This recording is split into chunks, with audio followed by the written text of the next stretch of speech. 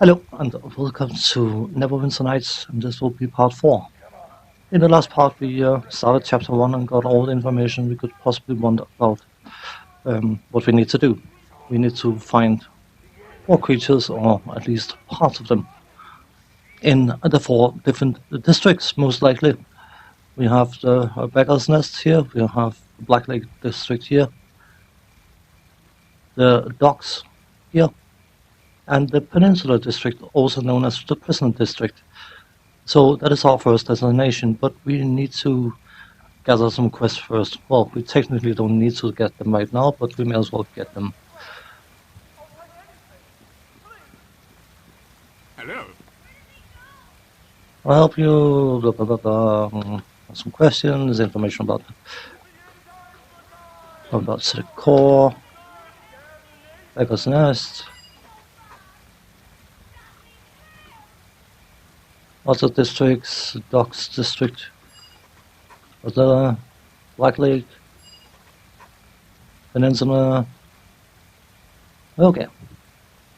It's just giving us information that we will be presented with about 2,000 times during the quest. It likes reminding people of things. Put it that way.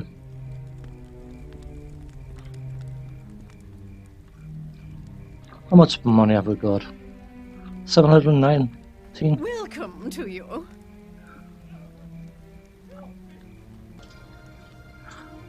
For some reason we're getting quite a good perception from this novel, and it's directly tied to charisma. If you have a high charisma, so be an awful lot more polite, which I think is a bizarre way of measuring how the NPCs respond to the character.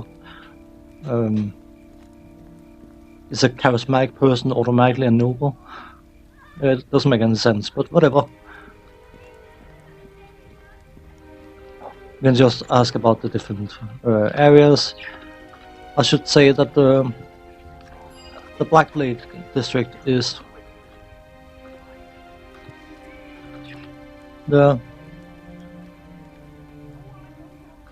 area for the richer people, and depending on what class of citizen, I hate to say it that way, but depending on the class of citizen you speak to, they will give you tidbits of information that you can also get when you get into the districts themselves.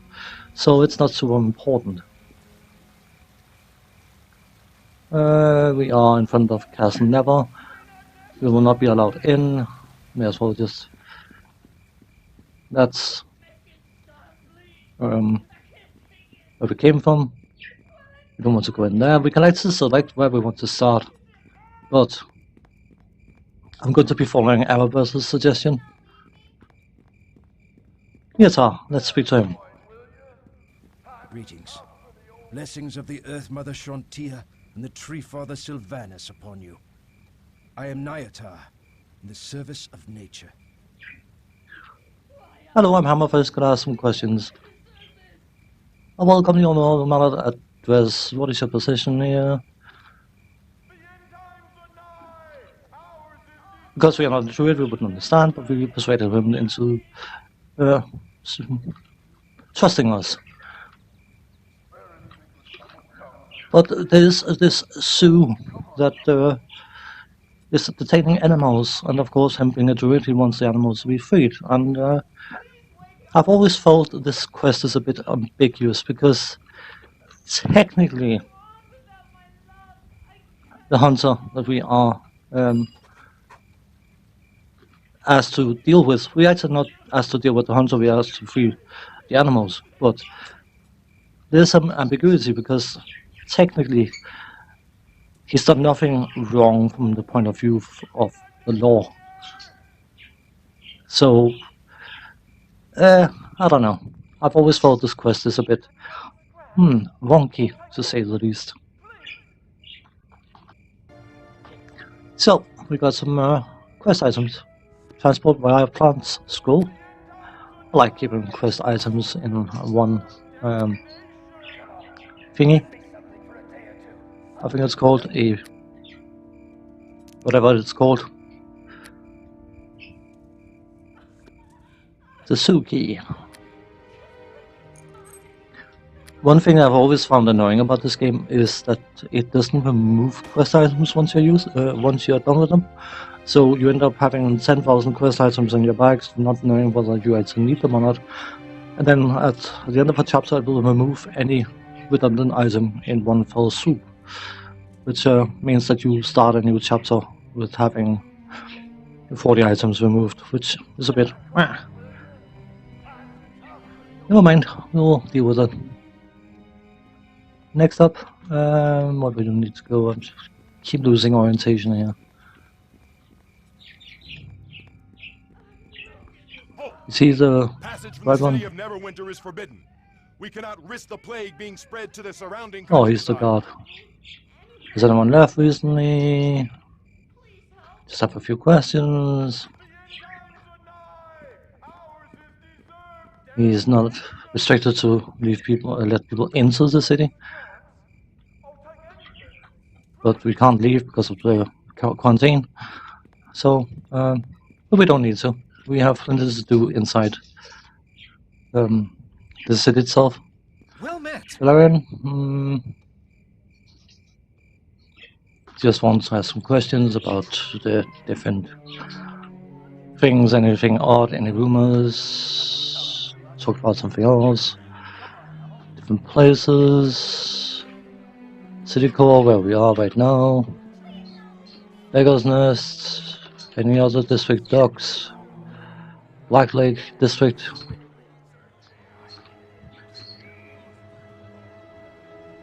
So he's of a noble disposition as well, apparently. Anything he knows about Peninsula? Exactly. I mean, his response is, why would I know anything about the poor people's area? I'm too fancy for that. Ridiculous attitude. No, man. It is a role-playing game. You have to have everything black and white, basically. Priest of Home. No, I don't want to speak to those guys. We got here, we got Shining Knight's arms and armor. There is a crafter in this shop that you can get access to by persuading the main person in the shop to let you down to see him. And you can craft a lot of very interesting items and armor, but of course we are a monk that doesn't use either, so we have little use for it, but I will go and visit him eventually, because the items you can make, even though they cost money to make them, by upgrading them or by crafting the special items, you can actually sell them for a higher profit than selling the components. So, yeah. May make use of that. What else have we got? Moonstone Mask. I'm not particularly interested in the Moonstone Mask. You can get a quest in there which is about art theft, and we're all for good. I'm not going to steal things. So,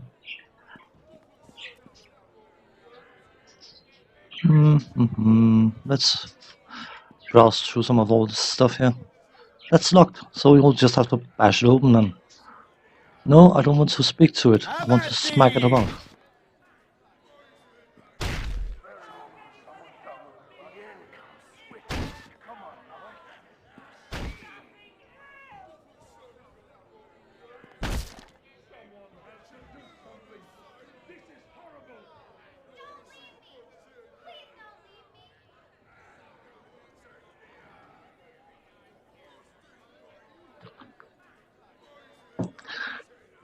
If I start spending time bashing chests, I will most likely cut it out, because some chests are rather strong towards being bashed. So,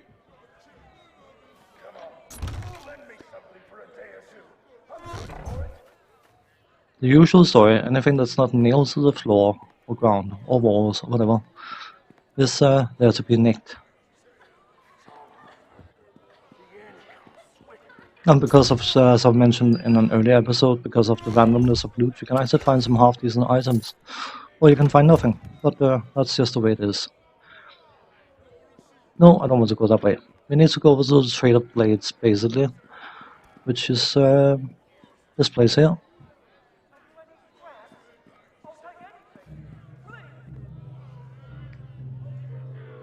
So let's head up there first. There are various things you can loot, and I'm going to loot them eventually, but I don't necessarily want to spend the time doing it now.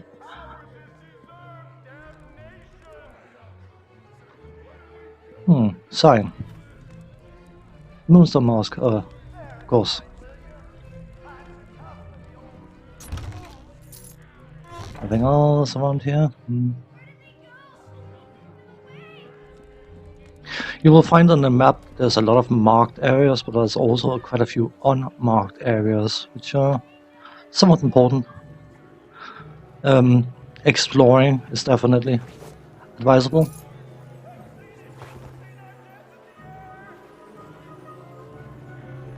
Well met.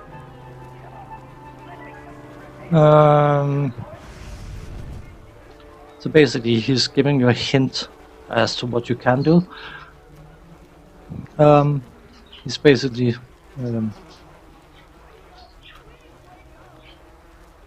burning the corpses, or the corpse piles. And if you find any corpse piles and you fire them up yourself, you can actually get a tiny bit of experience for doing it, but it's any experience is better than none. So let's go into the Trade of Blades. Come on.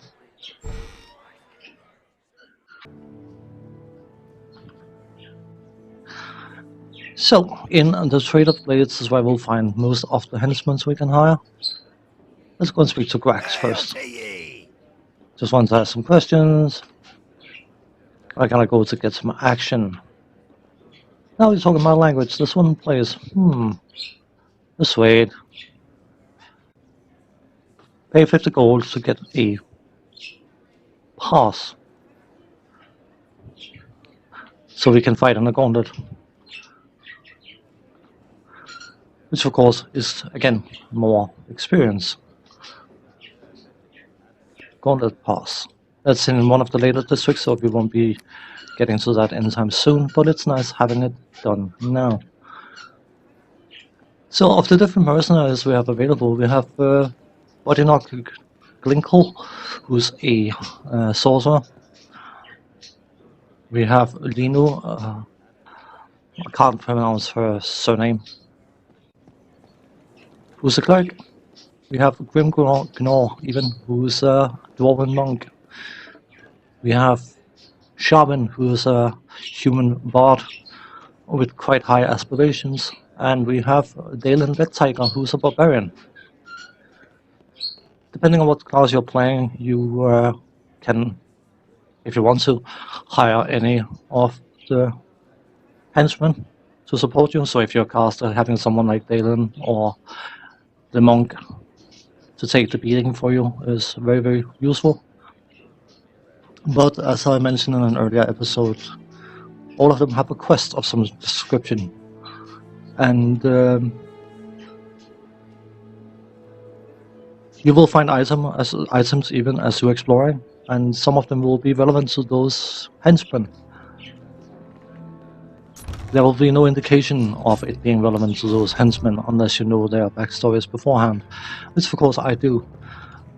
But it is quite useful to spend the money it costs to hire them in order to do that quest, get their items, because they are all stat boosters. You can probably imagine something like a barbarian would boost either constitution or strength, something like a monk would either boost strength, dex, or wisdom, and the bard would most likely boost something like charisma. And those items can be upgraded as you go through the story, so before finishing off chapter 1, it is a good idea to hire all the henchmen, go through their dialogue, hand over the items that you find, and then get the experience and your base items for it, and then as you go through the game itself, start upgrading those items. I wouldn't consider that to be spoilers, so unfavorable again. I know my deodorant is foul smelling, but whatever.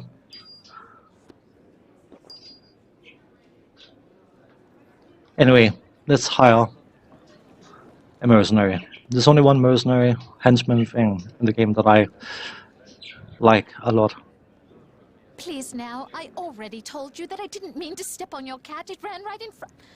Oh, you're not that other one. Lino is a cleric, and she's also rather clumsy. And she wants to make absolutely sure we are not a thief. Tell me what happened.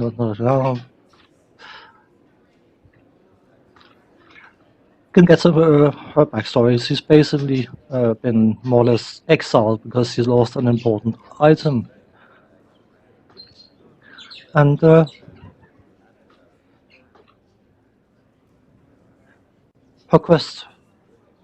personal quest is to find a said item. And we can help her finding the said item, of course. And that is the relevant quest for her.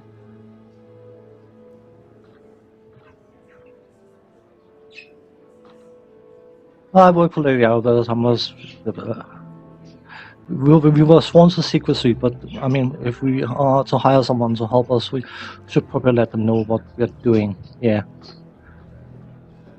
We could persuade her, see if we could persuade her in hopes of saving a bit of gold, but you know what? She is worth 200 gold. There you go. You get a token for each of the henchmen that you hire, and that is an indication that you've already paid the hiring fee, but it's also an indication of the fact that you are related to them in a quest sense. You can only have one hireling at a time in this game. In Horse of the Underdark you can have 2, but of course the henchmen will suck some of your experience, so it is entirely up to the individual if they want to make use of one or later Hey there, dear. more. What can I do for you? Just want to talk. We're going to be working together. I would like to know more about you. If you'd like to know me too, why did you leave your homeland? Don't start easy questions. Worked for Temple of the Full Moon Neverwinter. Even then, accidents tend to follow her. She admits to being a bit gullible. I was collecting tires one day when a heavily cloaked figure came begging at the temple. He looked like a starving child, so I took him inside the inner sanctum to get him some food, and when I came back, he was gone. There was also something else missing, something very precious to the church. What did the thief steal? Please forgive me, I can talk no more about this. We don't know each other well enough, but I can't share my most embarrassing moment with a total stranger. No, I want to hear what you have to say. Please, I shouldn't have said so much. Hint, hint, hint. Level up and speak to her again. And that goes for all the henchmen. Hey there, Need to dear. define What can I tactics. do for you? Don't use your melee. Distance, medium distance. Quickly decide to heal me. 50%. If I fail to open locked door chest, do not assist me. And that's all we need to change.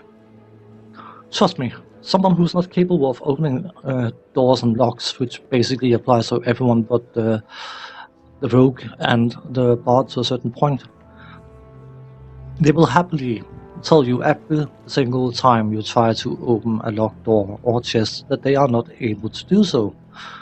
It gets rather old after a while, to say the least, but we got what we came for. A cleric.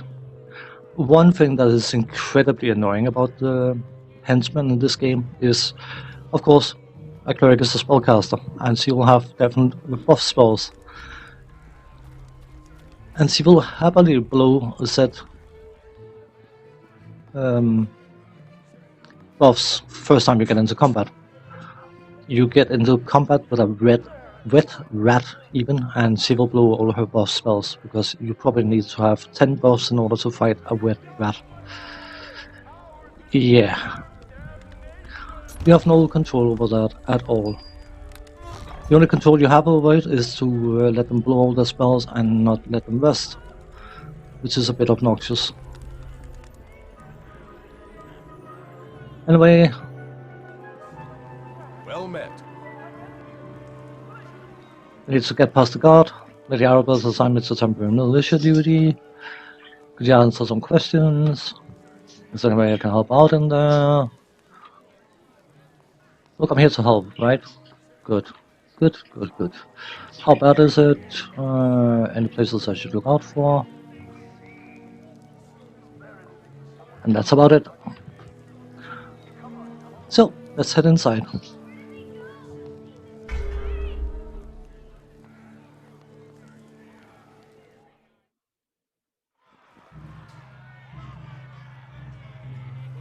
And I will call it an episode here. It's probably a bit shorter.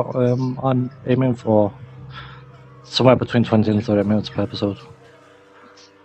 I know there was a lot of talk in the last 2 parts here, but things will be sped up. I just want to have some sort of foundation for the plot without having to go through every single detail beyond what's already been mentioned. So, as per usual, thanks for watching, take care, see you next time, bye bye for now.